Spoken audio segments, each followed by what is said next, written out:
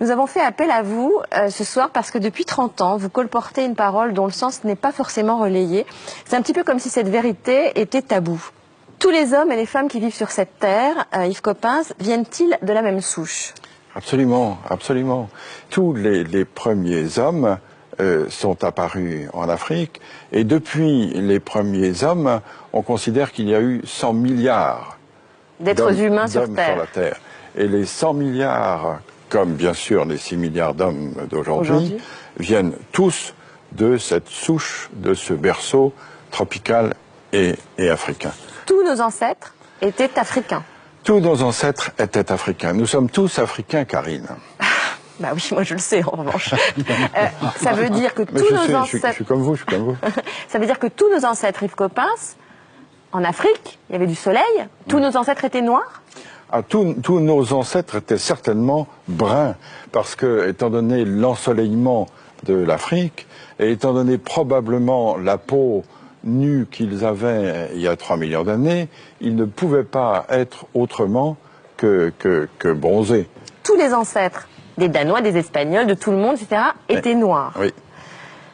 Pourquoi ça ne se sait pas, à votre avis? Vous le dites, vous, depuis 30 ans. Ben oui, mais ma petite voix ne porte pas suffisamment. J'ai une voix confidentielle.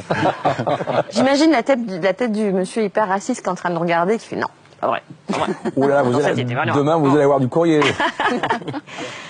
Yves Coppens, en fait, les humains, enfin les préhumains sont partis dans différentes directions depuis l'Afrique.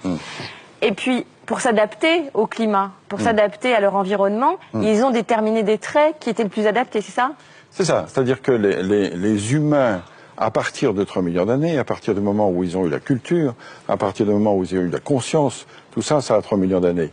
Petit à petit, se sont déployés et ils ont atteint d'autres climats. Et petit à petit, se sont adaptés à autre chose. Par exemple, pour aller en Asie, ils ont dû traverser des montagnes très très hautes, très ensoleillées.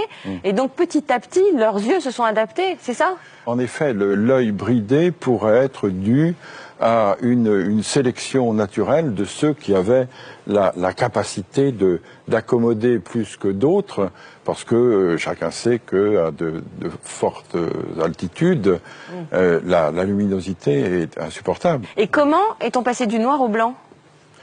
Là aussi, c'est un gradient de couleur, un gradient de coloration, c'est-à-dire qu'avec moins d'ensoleillement, on avait nécessité d'avoir une peau avec un écran moins fort pour que la synthèse de la vitamine D, qui est la synthèse de croissance, puisse se faire. Donc par sélection, ceux qui n'avaient pas la vitamine D, donc les plus noirs, sont restés soit en Afrique, soit se sont éteints. Et ce sont les de plus en plus blancs qui ont pu survivre. C'est une sélection qui s'est faite du noir au plus clair. Si on a un écran de mélanine là où il n'y a pas beaucoup de soleil, la vitamine D ne se synthétise pas et on ne grandit pas. Et du coup, ça gêne évidemment la croissance et le développement de population.